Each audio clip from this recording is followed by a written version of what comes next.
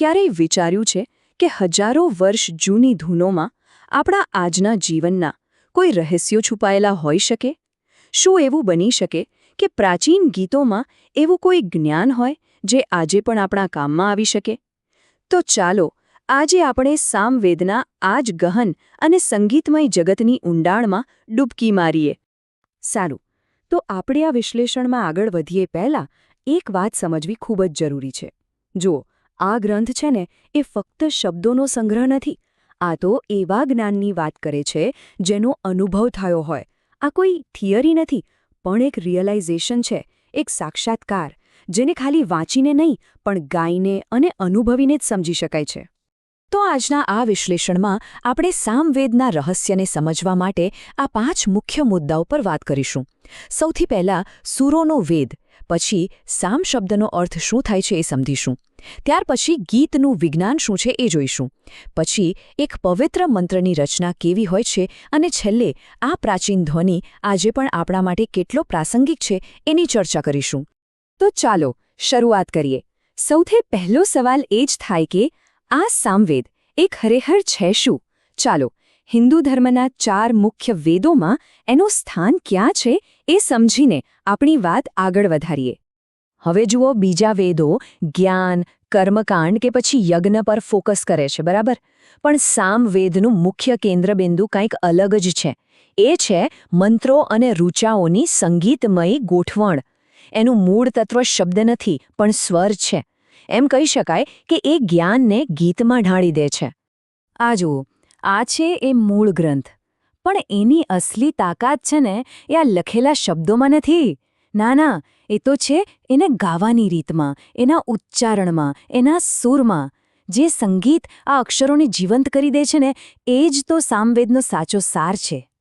ચાલો હવે એક બહુ જ મહત્વના મુદ્દા પર આવીએ.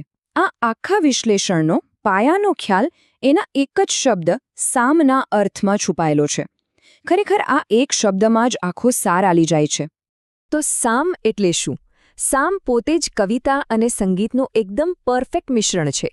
એમાં સાનો અર્થ થાય છે ઋગ્વેદમાંથી લીધેલી ઋચા એટલે કે શ્લોક, અને અમનો અર્થ થાય છે એને આપવામાં આવેલો સૂર અથવા ધૂન.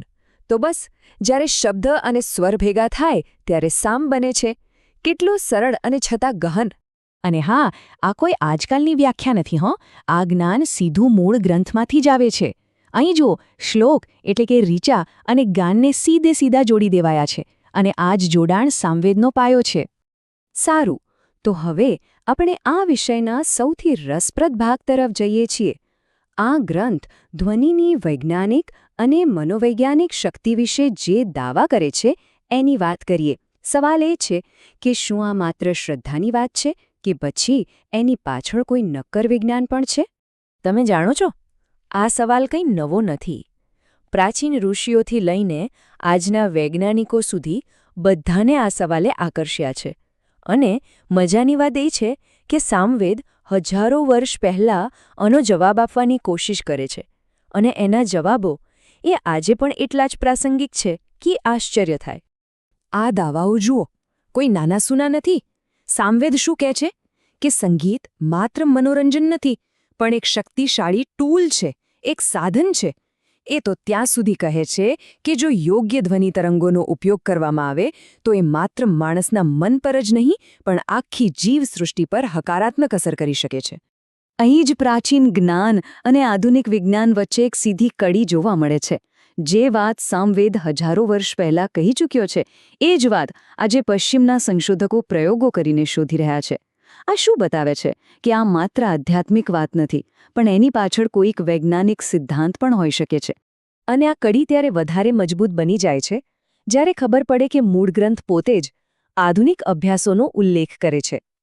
આ તો જાણે પ્રાચીન અને આજના સમય વચ્ચે એક પુલ બાંધવા જેવી વાત થઈ.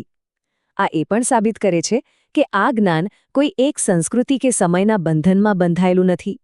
સારું, તો આપણે એ તો સમજ્યા કે સંગીત શા માટે આટલું શક્તિશાળી છે. પણ હવે સવાલ એ છે કે એ કામ કેવી રીતે કરે છે? સામવેદની પોતાની રચના, એનું સ્ટ્રક્ચર કેવું છે? ચાલો એ જોઈએ. 1875 સામવેદ સંહિતામાં કુલ આટલા મંત્રો છે. પણ આ માત્ર એક નંબર નથી. આ તો મંત્રો અને સૂરોની એક વિશાળ લાઇબ્રેરી જેવું છે, જેને પેઢી દર પેઢી સાચવવામાં આવી છે. આટલી મોટી સંખ્યા જ એના ઊંડાણ અને એની વ્યાપકતાનો અંદાજ આપે છે. આ કોઈ સામાન્ય સંગ્રહ નથી, પણ સંગીતમાં ઢાળેલા મંત્રોનો એક આખો જ્ઞાનકોશ છે. હવે આટલા બધા મંત્રોને સમજવા કેવી રીતે? તો સરળતા માટે આખા ગ્રંથને 2 મુખ્ય ભાગમાં વહેંચવામાં આવ્યો છે. પહેલો છે પૂર્વાર્ષિક, જે શરૂઆતનો સંગ્રહ છે, અને બીજો છે ઉત્તરાર્ષિક, જે પછીનો અને મોટો સંગ્રહ છે. આ પ્રકારનું માળખું મંત્રોના અભ્યાસને એકદમ વ્યવસ્થિત બનાવી દે છે. અને અહીં એક ખૂબ જ મહત્વનો મુદ્દો આવે છે. સામવેદની ખાસિયત નવા શબ્દો બનાવવામાં નથી. ના, એની અસલી નવીનતા તો જે શક્તિશાળી મંત્રો પહેલાથી જ હતા, એને ગાવા માટે એક આખી સંગીતની સિસ્ટમ બનાવવામાં છે.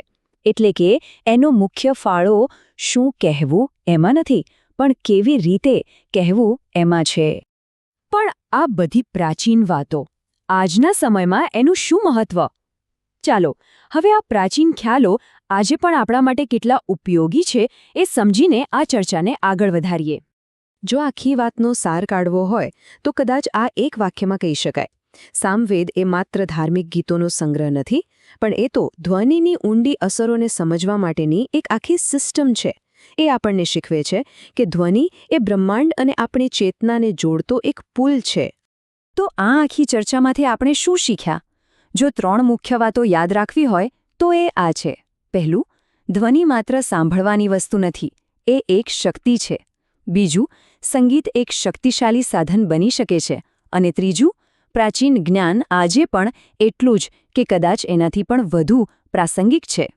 આ બાબતો આપણને આપણી આસપાસના અવાજને એક સાવ નવી જ નજરથી જોવાની પ્રેરણા આપે છે. અને અંતે આ એક વિચારવા જેવો સવાલ: જો કોઈ પ્રાચીન ગ્રંથે હજારો વર્ષ પહેલાં ધ્વનિની શક્તિનો આવો નકશો તૈયાર કર્યો હોય, તો આપણા પોતાના જીવનમાં એવા કેટલાય સૂરો હશે જે આપણે હજી શોધવાના બાકી છે. સામવેદ આપણને યાદ અપાવે છે કે સંગીત અને ધ્વનિમાં અખૂટ શક્તિઓ છુપાયેલી છે.